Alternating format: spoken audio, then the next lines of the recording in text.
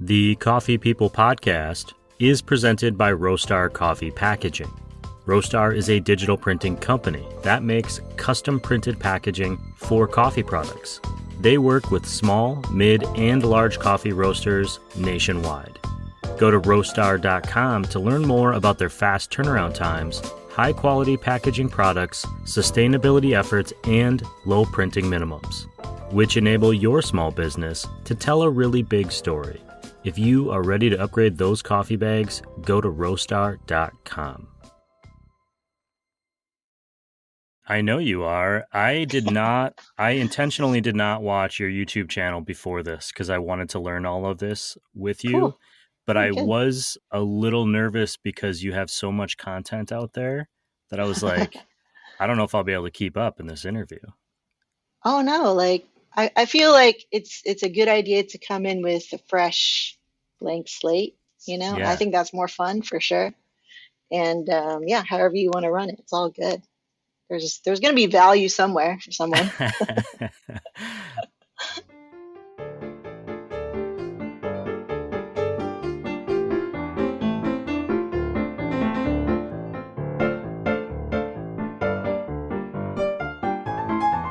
Hey, good morning, everyone. Welcome to the Coffee People podcast, which is part of the Roast West Coast Coffee Network and presented by Roastar Coffee Packaging. If you're a small business roasting excellent coffee, you want it to be showcased in an equally stellar package. Find what you're looking for at roastery.com.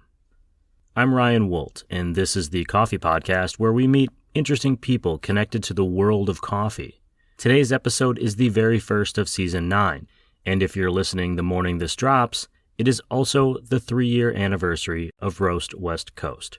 More on that later in the show. Right now, I want to tell you about our first guest of the season, Meg Le Vu of Black City Coffee in Chino Hills, California. Besides being the founder and head roaster, Meg also has a popular YouTube channel where she has been documenting the evolution of her life in coffee. You'll find links to that channel in this episode's podcast notes and on roastwestcoast.com. Okay. Man, it has been a minute since I have been in the booth recording one of these intros, and I'm excited to get this season underway. I'm gonna need to brew a second cup of coffee. I think I'll go do that while you listen to this interview with Meg Le Vu, the founder, head roaster, and content creator behind Black City Coffee.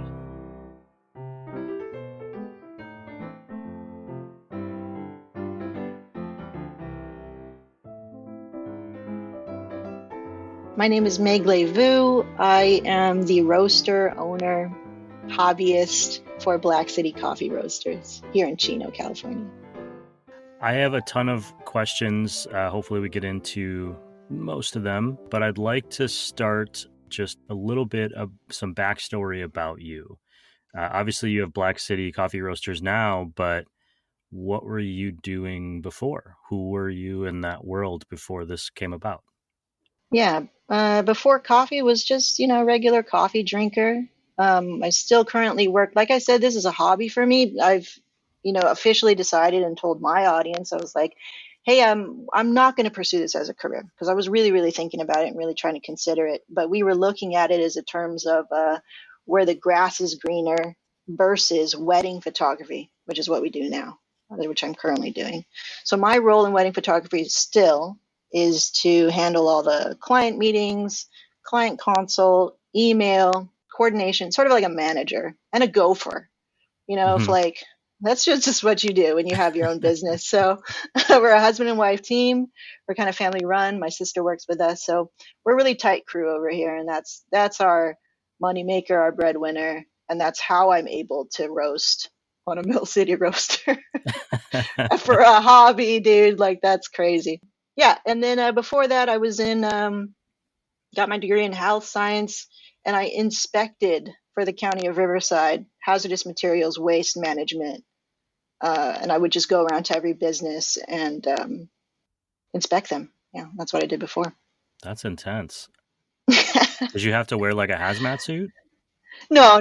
That was only for like if you were gonna, decontamination and things like that, and we trained in that. I even trained in like how to arrest someone. That was crazy.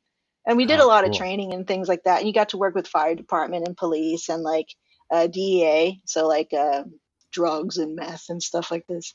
So we had a lot of that in Riverside County, where you get to just be on site and observe. But I never had any real interaction with something too crazy. It was the most that I got to deal with is like, oh, we had a diesel tank fall over on the 10 freeway. Go make sure they're doing everything correctly, basically. Yeah. I used to own a wedding photography company. I was a wedding photography for Well, hey. almost 10 years. I'm just going to throw it out there that I think working with weddings might be more insane than working with contaminated materials. So if you're out Yeah. there getting married, be nice to your wedding photographer. It's a long day. They're very hungry by the end of it. Yes. Just Yeah. be nice. You said a little bit ago that you told your audience. Could you tell my audience what you were referring to there? You have a very successful content creation company. Well, it's not a content creation company. I just, what I did was I got a hot top and I was doing that as a hobby to save money to roast coffee.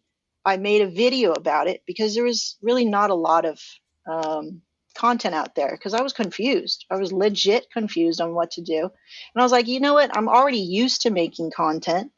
I will just make a 20-minute video, 30-minute video about all my grievances and the pluses and the minuses and the love for it. You know, I wouldn't go through all this if I didn't love it.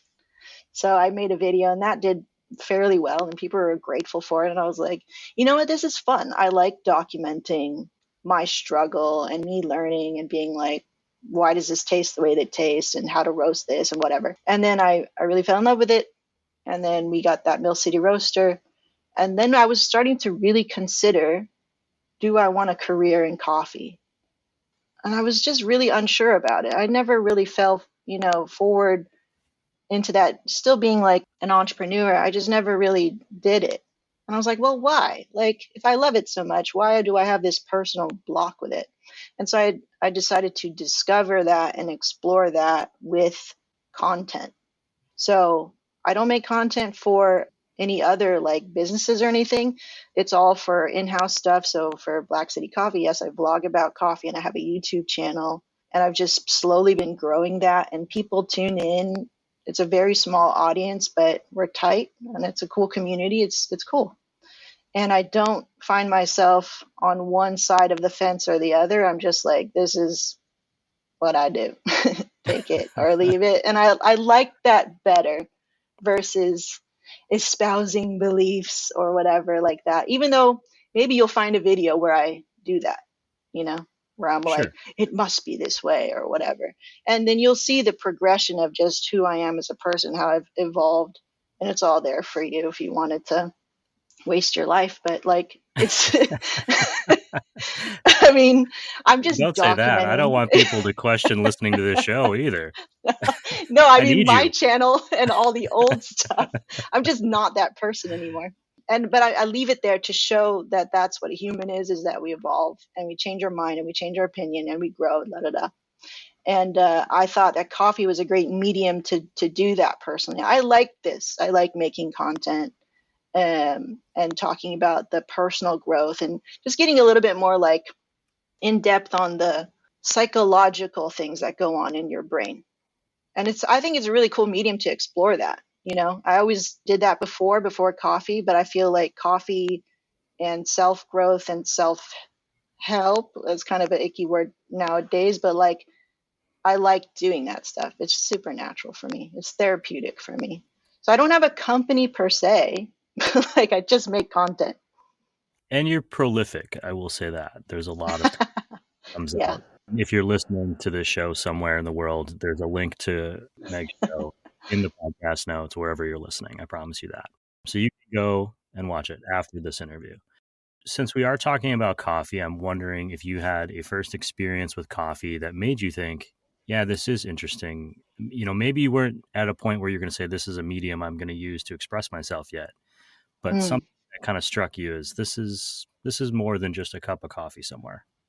Yeah. That was with learning how to roast coffee on the hot top, for sure.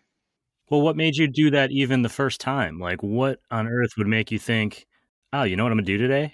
I'm going to try to roast coffee on this hot top and it's going to be drinkable. Right. That's a big Yeah, it took jump. a while. Yeah, it's a big jump. Okay, well, I was buying coffee like in a bag, right? That you do in a cafe, and you're looking for something high quality and kind of highbrow. And the only reason I got to that point was because my sister, who was an avid cafe goer, would give me coffees that were outside of my scope of buying coffee, like so from the grocery store or whatever it may be, right? And so I tasted something light. It messed with me, and I was like, "What is this?" And it messed with my mind. And then by the end of the bag, I was really like enamored with it. Like why did that was so interesting. Like so coffee can taste like this. And so that spark led me to buy better coffee. So I'm buying better coffee from other people and other roasteries. And then my husband is like always trying to think of the next, entrepreneurial idea. He's like, you know what? You're spending a lot on coffee. These are like $20 bags of coffee. Can you save money and like roast your own? Wouldn't that be better? Wouldn't you like to do that and maybe like do a business? He's like getting me to he was always trying to get me to like start another business so we could stop wedding photography. This grass is always greener thingy. And I'm like, I don't know. I really love coffee. If I turn into a business, it's probably not going to be something I love anymore. It'd probably just be a job. And he's like, no, but like, we're going to get old, and maybe I'm not going to be able to shoot, when I'm like 50 years old. Maybe try. And I was like, okay, I'll try, but I want to do it the right way. And so the right way for me was an artisan 2K plus because you could monitor your roasts and do the whole roast profile thing and kind of that little hot tub, which was a drum, electric powered, but still a drum. So I was like, hey, this is mimicking what the big boys do, at Starbucks and such. They have a big old drum roaster. I want to mimic that and just kind of see, And that was Mike in my head. That was the parallel. Okay, if they do that, but I'm doing it on a very miniature scale, let me just investigate what that's about. I mean, the machine still cost like $2,000 at the time or something, so it was still quite an investment. But I was down for the learning. I had like just dived into the rabbit hole of like roast theory, trying to read everything that I could. Rao was in my ear at this time, so that's basically the only like consensus in terms of like roast theory. And I was like, okay, let me just try. And I really fell in love with the art and science kind of vibe that people say about coffee roasting. Coffee roasting is both intuition and science, or art and science. And I was like, oh, that's kind of like how photography is. So I was making a lot of parallels to what we were already doing. And then when I made a video on it, I was like, yo, this is up my alley. I make content anyway. I'd love to do that. It was just like a match. I've been in the podcasting world a little bit before.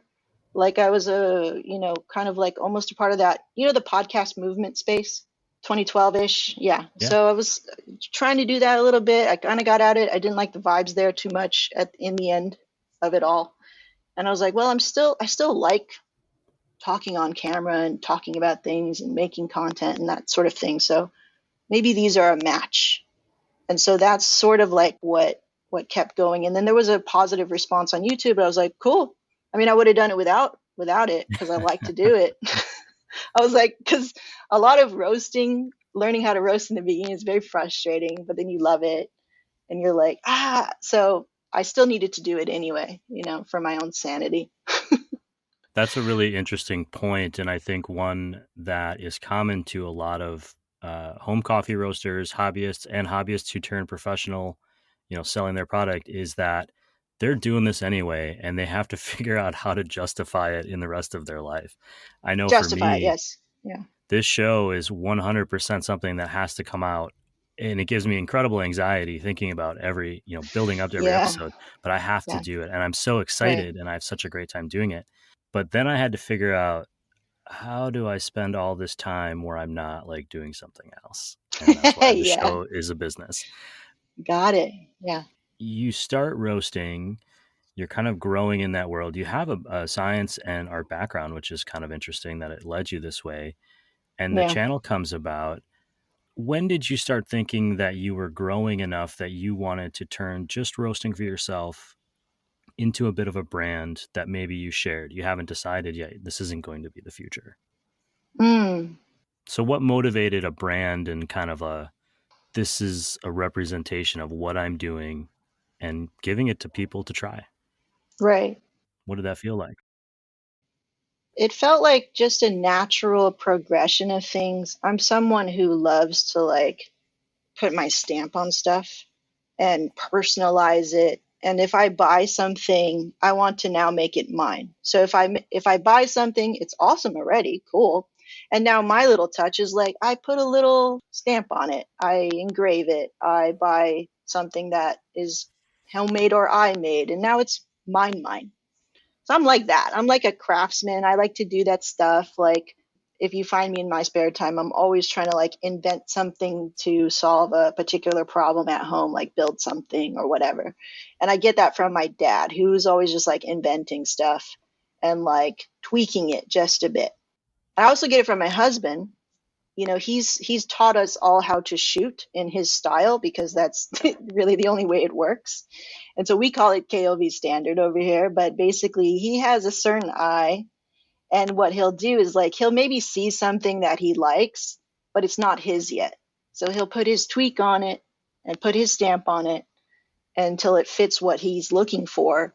And I can recognize it. I could pick it out of the bunch and I could be like, oh, yeah, you did something here or whatever. Like you put your little spin on it. So I'm kind of inspired by those two things.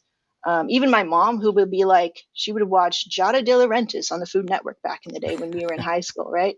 And she's like, oh, I don't have the sun-dried tomato. What can I do to mimic the flavor with what I have here, with the ingredients that I have here? So I have those three sort of things like always churning in the back of my mind. Like if I haven't put my touch on it, it's not mine yet.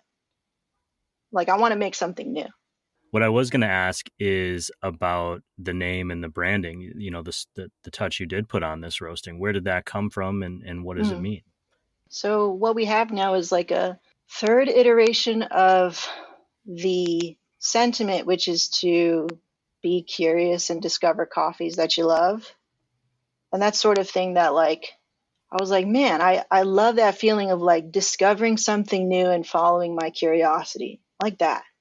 The first iteration was like the two panthers is sort of like what do you call like an emblem or coat of arms. I really love this idea of something herald, something old and pure and like coming from like years of tradition. So those are the things that are sort of like running through my mind when I designed my first logo.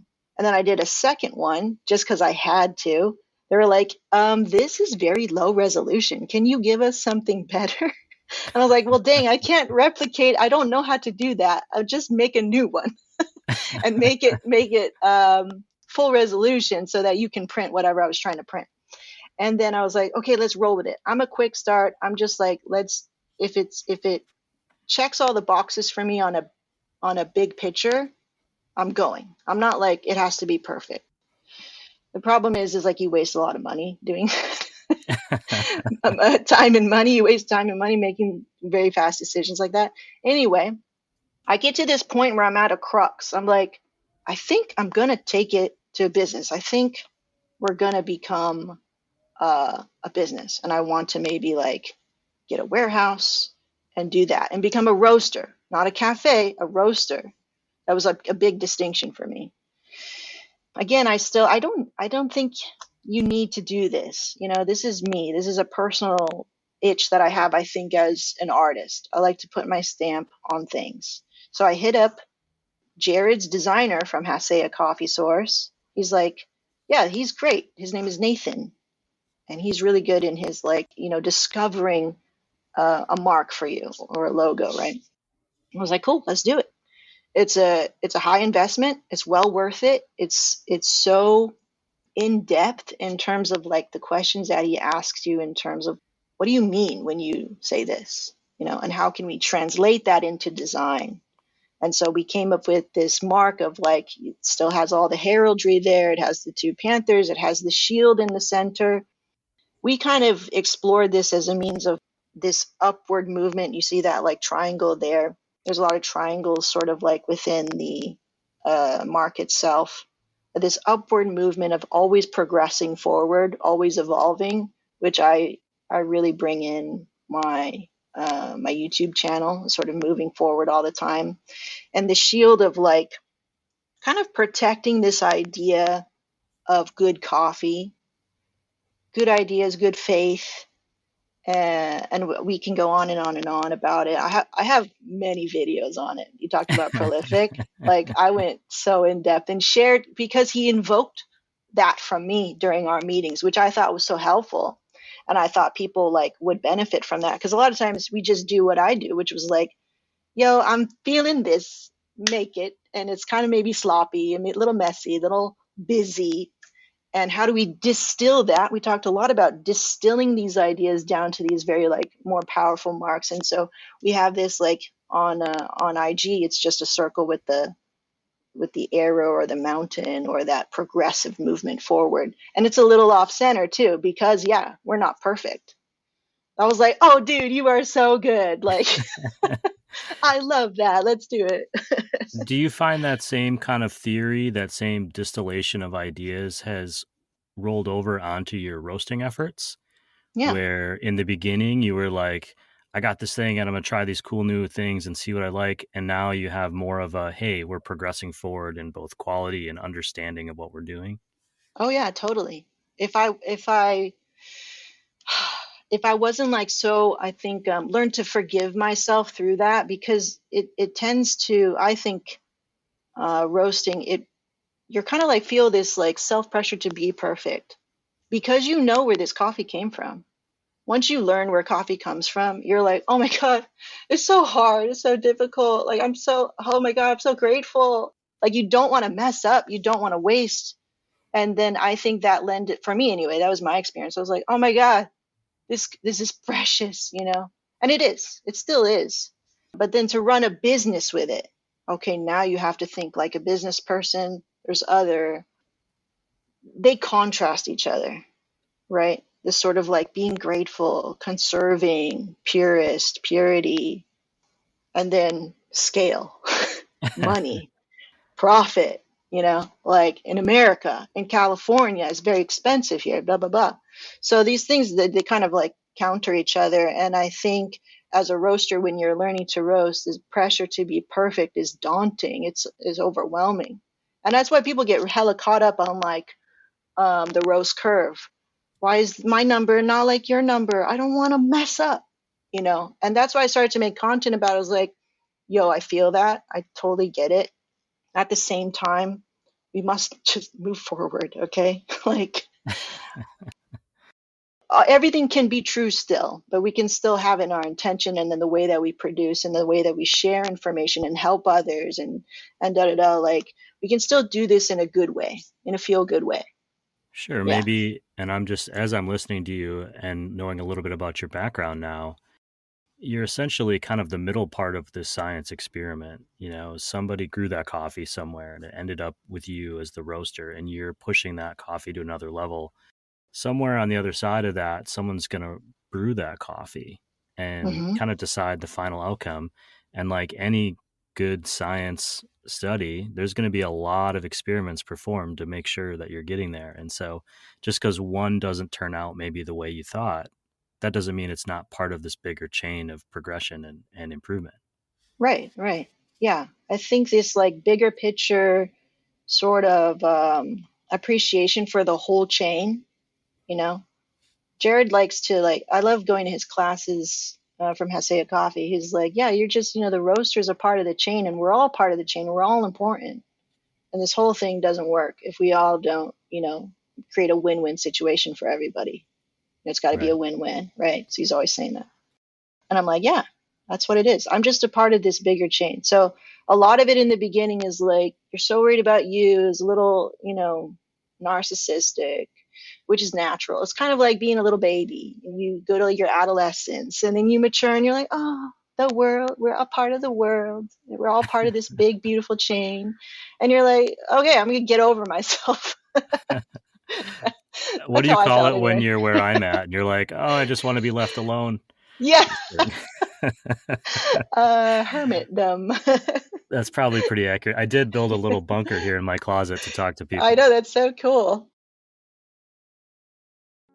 If you are serious about roasting great green coffee, you need to check out the Hosea Coffee Source Green Coffee column on roastwestcoast.com. Hosea Coffee Source is a premier green coffee importer, and they serve roasters of all sizes.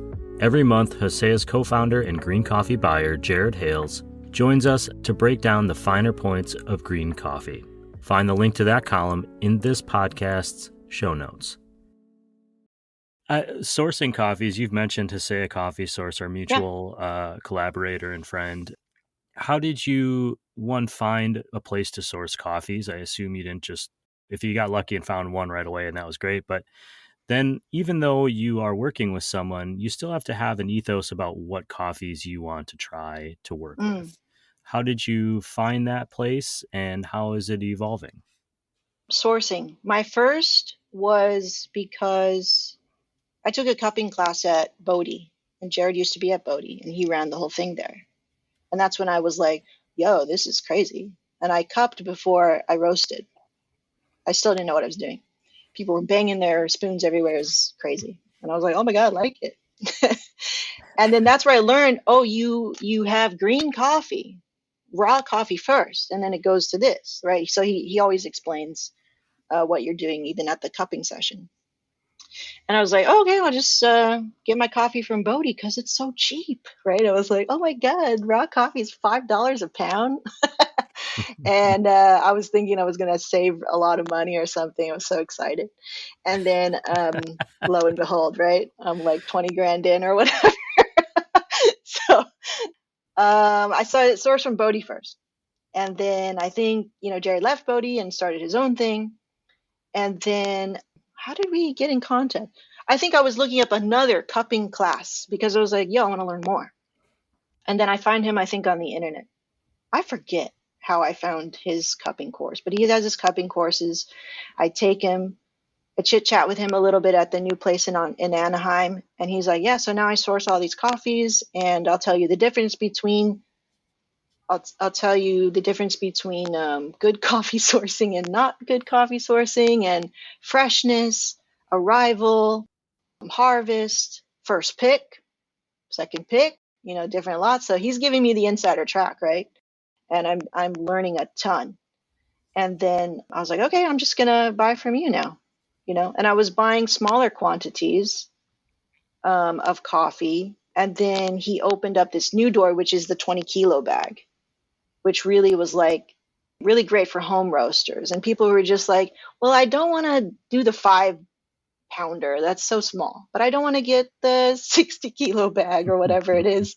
That's a lot, So he offered something in between. He offered something competitive for home roasters or people who are just little small like me, and is now flourishing, right? So I think he's really grown from there. So that's how I found coffee, and now I just exclusively buy from him just because it's so easy for me and I trust him completely.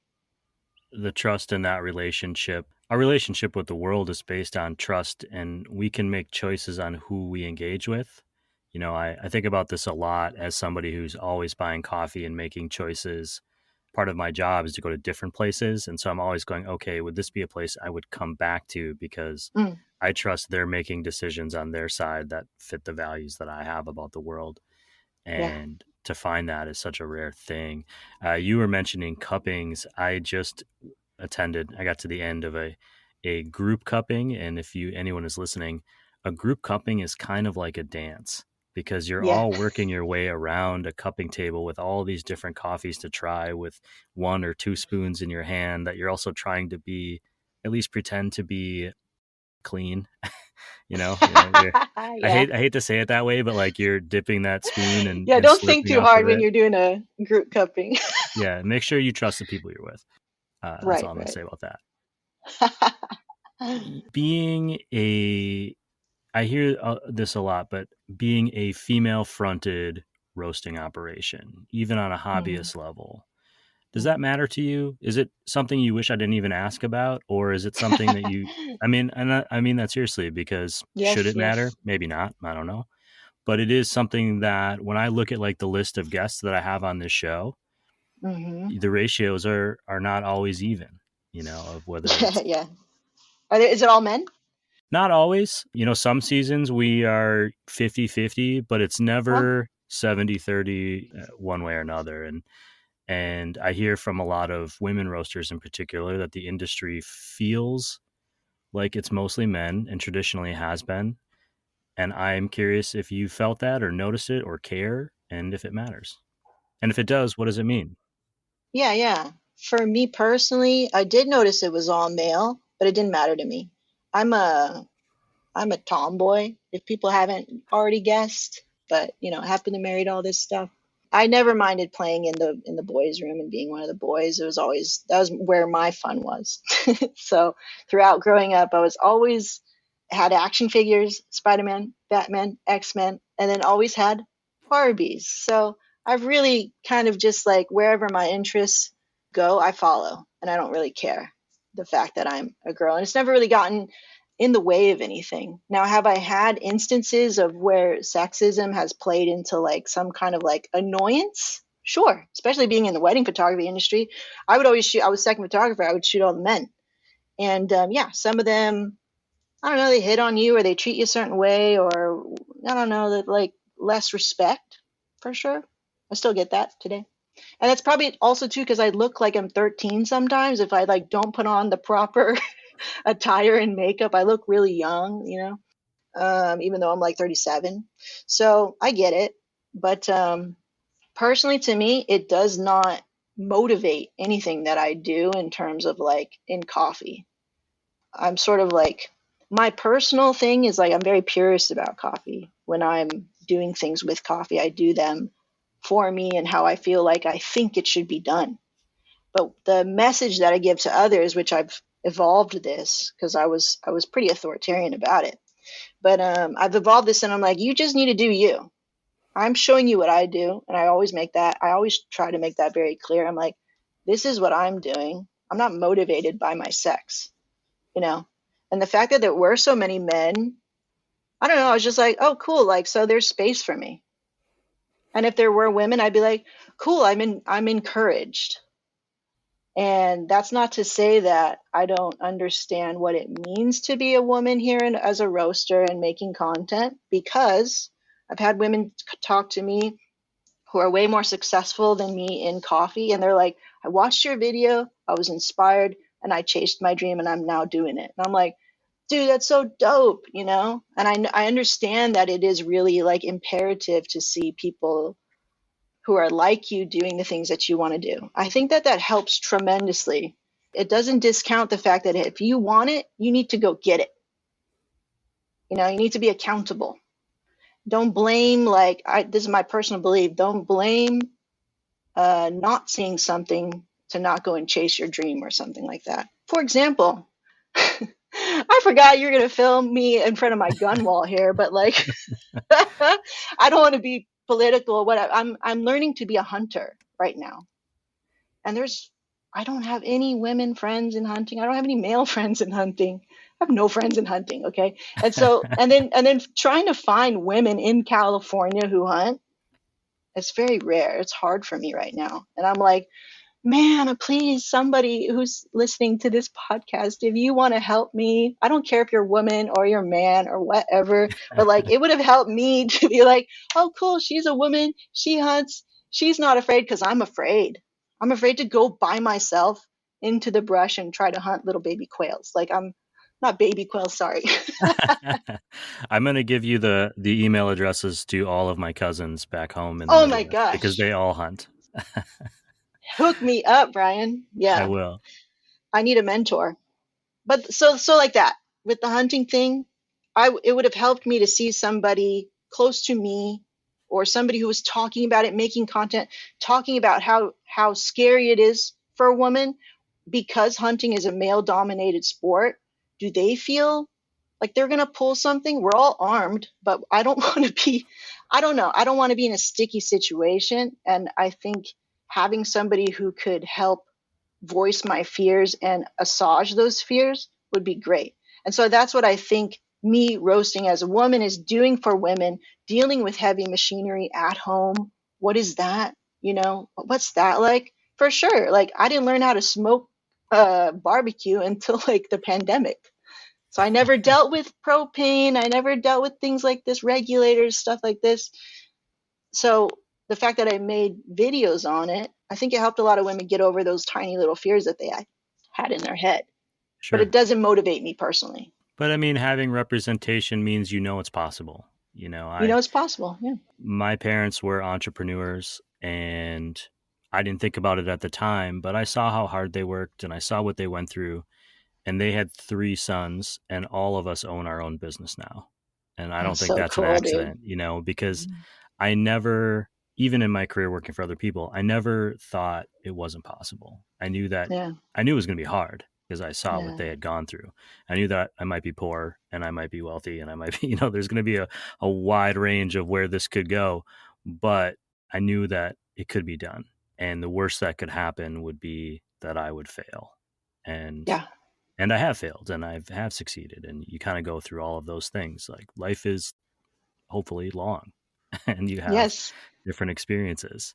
Very true. I'm wondering if there's something that you've learned over the last couple of years in coffee specifically, a lesson that you've taken away from it that you might want to impart to other people since we have this platform to share.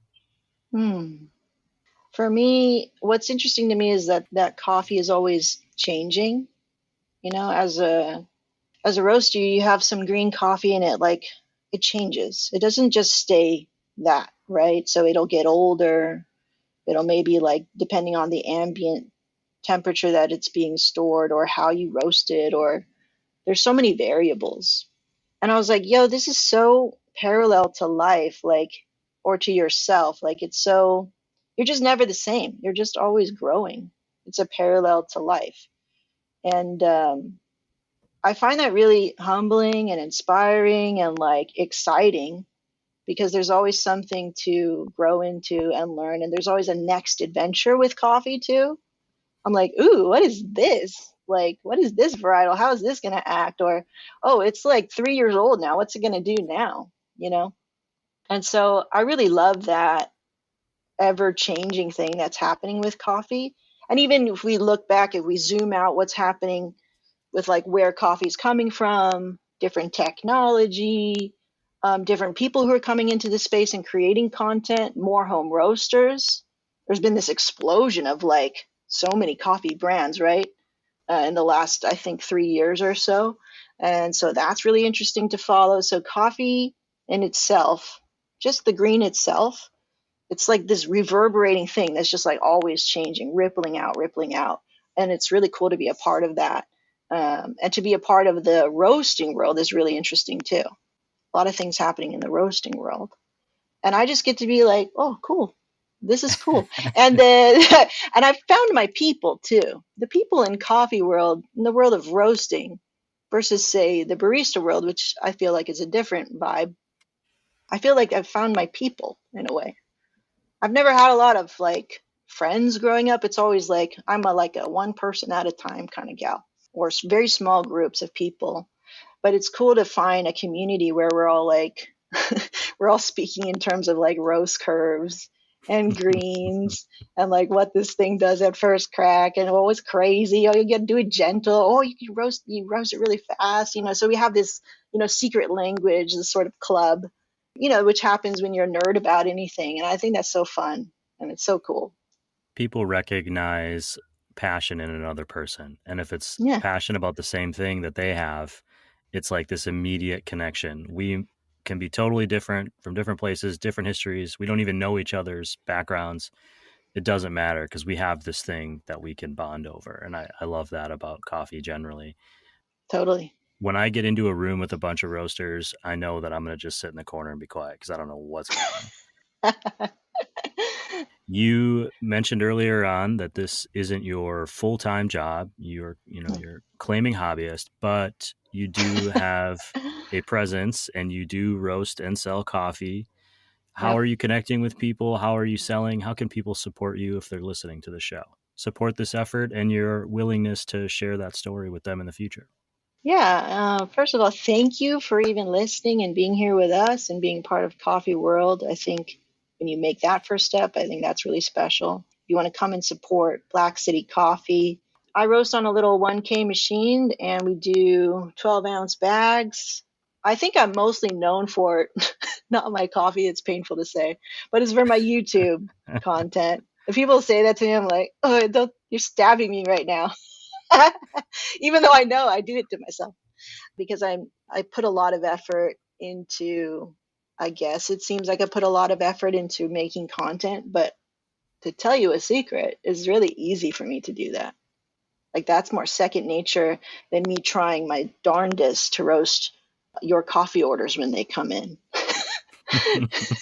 It's actually inverse. But then people are looking at me like, dude, I can never get on camera. And I was like, oh, I'm sorry, but it's so easy for me to do it. And that's just how it is. Yeah, I would love to be known more for my coffee, but the truth of the matter is I'm just not that good yet. Maybe, perhaps. That's always my impersonator I've syndrome tried your coming into coffee play. and quite enjoyed it, so I don't know that I would say Yay, that. Ryan likes it. I know there's always this silly voice in the back of my head. I'm trying. I'm getting over it. Yeah, so you can find me on YouTube. I'm always vlogging about something. I'm gonna put out another video after this interview. And then we sell coffee, of course, and your order comes in and I roast it to order. So yeah, that's what I do. Well, let's say you're not roasting. You're going to get up. You're going to hit the road, and you stumble into a new coffee shop. What is Yeah. it that you order? I order, if you have whole bean coffee, I'll check that out first, and I'll do that because I'm not a cafe drinker and hanger outer, just not. But if I have to have a coffee order, I would go for espresso with nothing, or Americano if I don't really maybe trust your espresso, or if you have something interesting going on with your drip, I'll go for a drip, and it's always black. And then if I'm with other people, or if I'm at Phil's Coffee, I'll get the mint thing, that sugary mint ice cream goodness. Coffee is always meets you where you are in the moment, Yeah, I think. yeah. That's perfect. That's my hope anyway. Is there anything that I missed that I should have asked you or that you wanted to share today? No, I think you covered everything. I was when you send me over all the questions and stuff, I was like, yeah, that's all good. The woman one, I was like, maybe I should be more careful or conscious or choosy about that, right? Just because I don't want to upset anyone, but I do want to be very transparent and honest. I always want to be honest. And Sure. so that's the only one I actually reviewed. That's actually a question too that I always think about when I send it. And I send it because it's come up with other interviews that I've done where I've been told, hey, I wish you'd ask me about this. But Okay. I also want to be respectful. And it's one of the reasons why, if anyone's listening, I do send a list of topics and potential topics. We don't always get to everything to our guests because it's not about like, this isn't gotcha journalism. I'm not on the news or something. This is about learning stories and sharing what we care about. And in this case, it's coffee and experiences. Right. Meg, I really just appreciate your transparency. I'm excited to actually start watching the YouTube channel that I do subscribe to.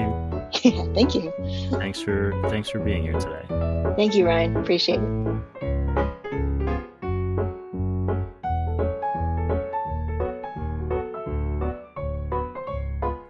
Okay, as always, we end this show with some key takeaways.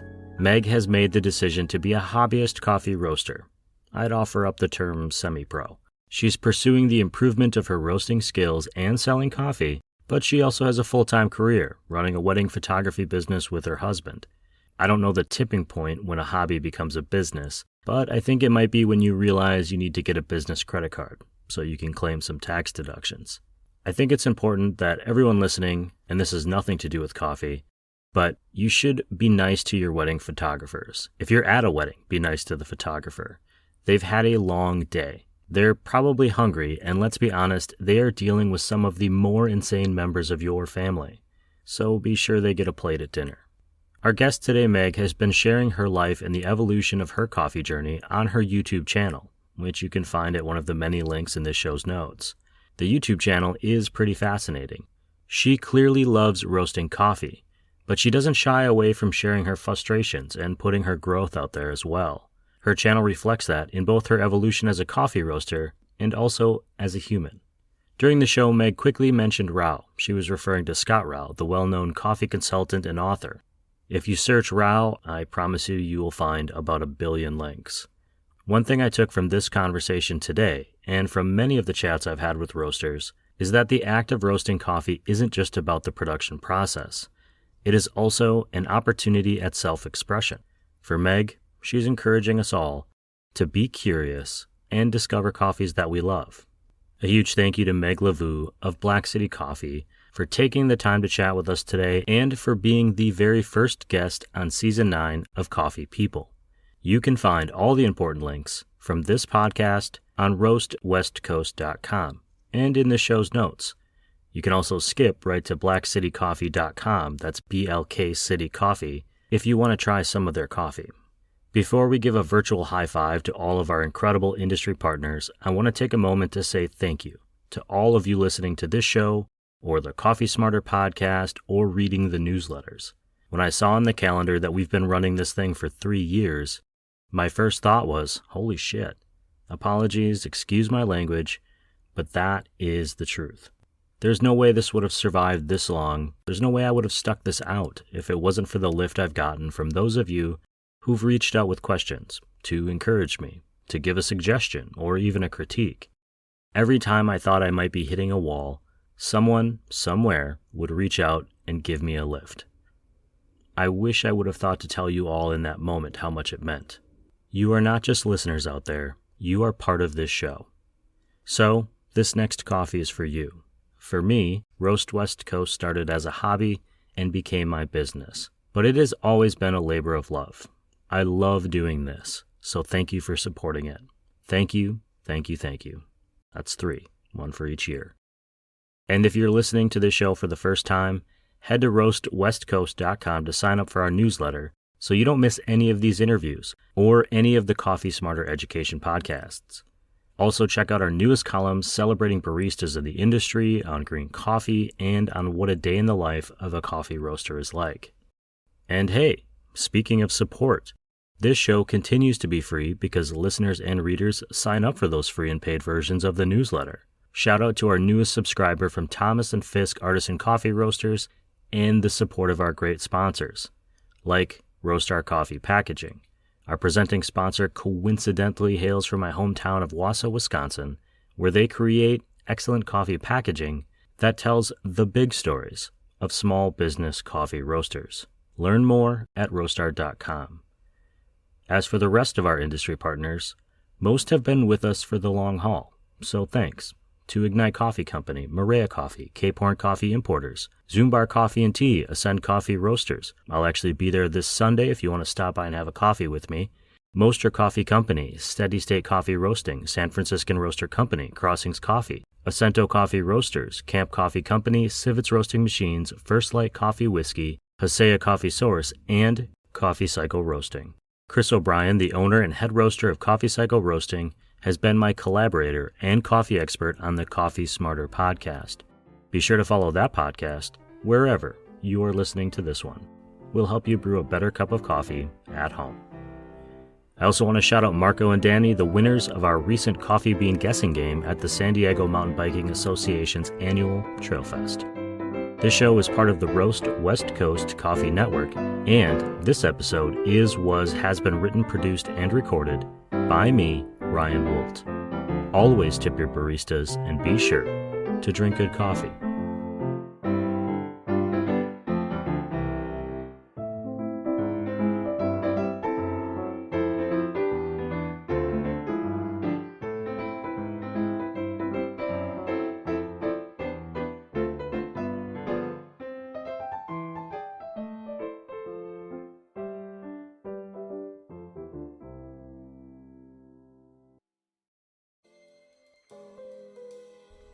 This podcast is supported by Ignite Coffee Company in Oceanside, California. You can also find them online at ignitecoffeecompany.com. Founder Tyler Whitehead is a third-generation Oceanside entrepreneur whose dream has always been to provide a welcoming space where his fellow community members can mingle, study, and even create the plan to pursue their own dreams, all over a cup of really, really, really good coffee. That's 3 reallys, so you know it's true. Visit Ignite Coffee Company on Mission Avenue in downtown Oceanside, or order coffee beans roasted fresh for you on ignitecoffeecompany.com. Hello? Are you still there? You know the show is over, right? But since you're here, please subscribe to our paid newsletter at roastwestcoast.com. Why, you ask? Well, for starters, you'll get access to all of our podcasts ad-free. So no need to hit that skip forward button a half a dozen times anymore. And you'll be supporting not just the craft coffee community, but the creators of this coffee content.